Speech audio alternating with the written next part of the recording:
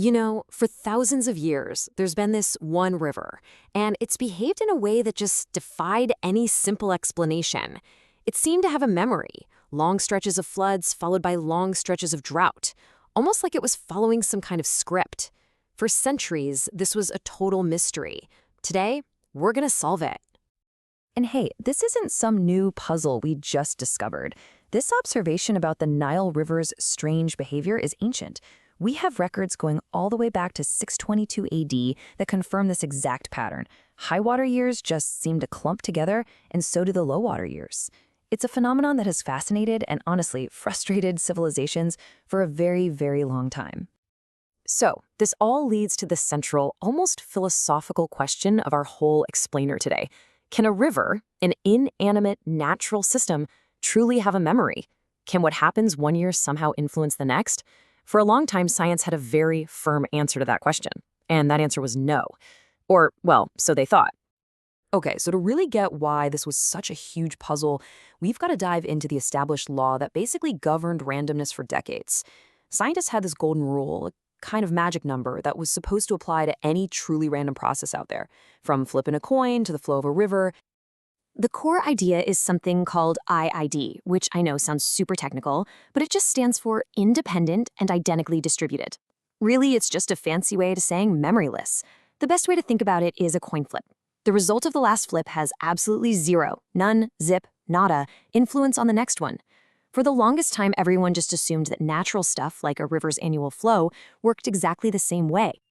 So you might be wondering, how on earth do you even measure something like memory in a bunch of numbers? Well, scientists came up with this really clever method called rescaled range analysis. It sounds complicated, but the idea is actually pretty simple.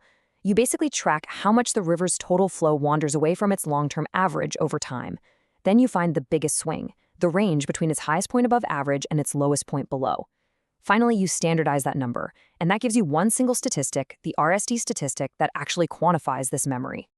And here's the rule that's supposed to pop out of that analysis. According to some pretty fundamental statistical theorems, for any truly i.i.d. completely memoryless system, that final number, they call it the Hurst exponent, or h, should always be 0.5, not 0.4, not 0.6. Always, and I mean always, 0.5. This was the undisputed signature of true randomness. But then, an English hydrologist comes along, and he decides to put this universal rule to the test against one of the longest, most complete data sets in the entire world. And in doing so, he stumbled onto something profound. So let's meet our detective in this story, Harold Hurst. It's the 1950s, and he's studying how to design better dams and reservoirs. He takes that exact rescaled range analysis we just talked about and applies it to centuries of incredibly detailed records of the Nile's flow. And he was fully expecting to find that magic number, 0.5. But he didn't find it, and it wasn't even close. I mean, look at this. The expected value for H, the rule, was 0.5. What Hurst found for the Nile was consistently around 0.75. This wasn't a small error. This was a fundamental break from everything science thought it knew. The Nile was not behaving randomly. It had a memory. The math was undeniable. The data, stretching back for centuries, was solid. The Nile was exhibiting what we now call the Hurst phenomenon. But this discovery just created an even bigger puzzle. It told him what was happening, but it gave him absolutely no clue as to why. Well, the solution to this mystery wasn't going to be found in the study of rivers. It came from a whole new way of thinking about randomness itself. It turns out the answer was hiding in plain sight, a subtle pattern disguised as just noise. The solution basically proposed a new way of thinking. On the left, you've got your classic model, pure memoryless noise that always gives you h equals 0.5. But on the right, now here's the brilliant idea. What if you have that same random noise, but it's riding on top of a very slow, subtle, long-term trend? This one tiny addition changes absolutely everything. It creates persistence, an echo of the past. It creates a memory. Think of it this way. Imagine someone just randomly walking back and forth on the deck of a massive, slowly moving cruise ship. If you only watch their feet, it looks completely random, right? But if you zoom out, you see their random walk is also being carried forward by the ship's slow, steady movement. The theory proposed that the Nile's annual flow was that random walk, and some hidden, long-term climate cycle was the slow-moving ship. Okay, so this slow trend theory sounds really elegant, right? It's a neat idea. But was it actually correct? The real test was whether the math could actually spit out that weird 0.75 number that Hurst had found.